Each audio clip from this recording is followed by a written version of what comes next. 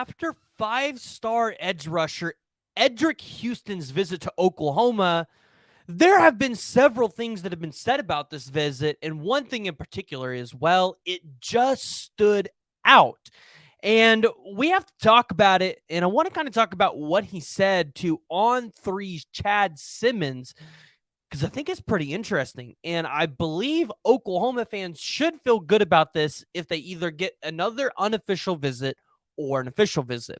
But before we dive into it, please go ahead, hit that like and the subscribe button. Let me know what you all are thinking down in the comments below. What are your guys' thoughts on Eddrick Houston, the five-star defensive lineman in the class of 2024? Do you think he ends up being a Sooner, or do you think he goes to be at Georgia or Clemson, kind of closer to home? So, Eddrick Houston, the five-star, 6'3", 255-pound defensive lineman out of Buford, Georgia. And by no surprise, I think a lot of people have him crystal balled, or you see the On Three recruiting prediction machine, or you've seen the future cast kind of lean in the direction of the Georgia Bulldogs and the Clemson Tigers, where he is taking a total combined 8 visits to both of those schools. And then if you look at some of the other top programs like Alabama, Ohio State, you're looking at 10. If you look at Tennessee, he's taken another 3. That's 13 visits between just those 5 schools. But there wasn't a visit to Norman, Oklahoma, with the Oklahoma Sooners, Brent Venables, Todd Bates, and even Ted Roof. And you're kind of hearing that this visit stood out. And he spent numerous hours there, early in the morning till super late at night.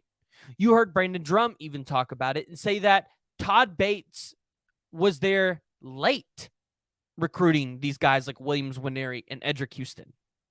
And here's what he told On Three and Chad Simmons. It definitely stood out, Houston told On Three. I started talking with Coach Roof, and we just sat down and talked face-to-face for the first time. He was telling me about their scheme, and we were talking about Buford because the kid graduated from Buford. We were talking about why his team liked Buford and how we're going to be this year, and then they moved on to practice where they were just competing, having competition after competition. And so there's a couple things I want to note here. A couple really big, important things that I think Oklahoma Sooner fans need to be aware of. The first thing is these guys were available to watch the Oklahoma Sooners practice. That wasn't just by sheer dumb luck. That was by design. The staff wanted the players to see what kind of work they're going to have to put in if they want to be an Oklahoma Sooner. The other thing that stood out to me, though, is that he spent time with Coach Roof. Coach Roof was the one that was doing the pickup. Now, I don't think the staff would use him as a linebacker, but, I mean, is anything out of the realm of possibility at this point? I mean, he is an edge rusher, so I don't think it'd be that hard to move him back into coverage. Maybe even let him be kind of like that cheetah position where you play the defensive end and linebacker. And I get it.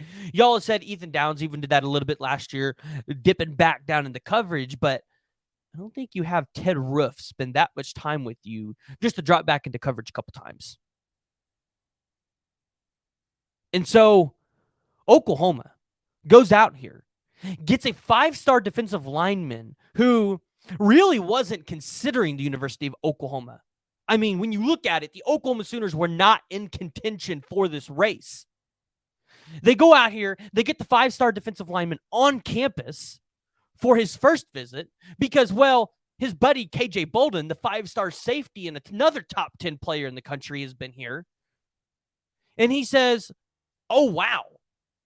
Like, this isn't what I thought it was going to be. It stood out. It's Oklahoma.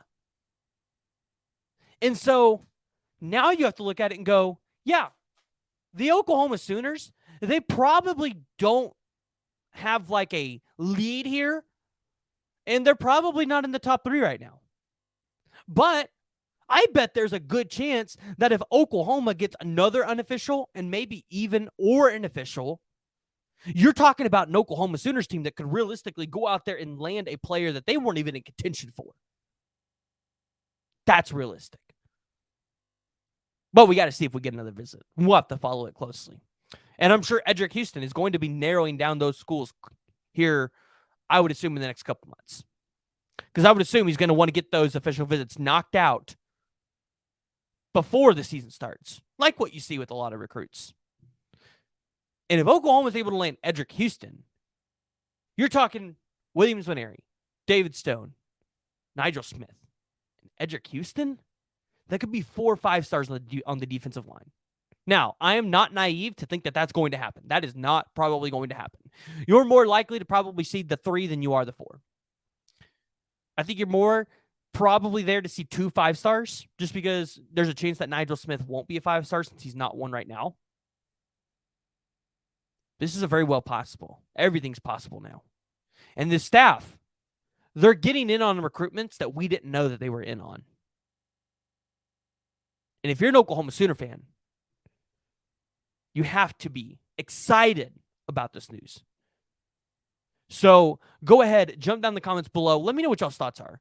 Does Oklahoma have a puncher's chance with Eddrick Houston?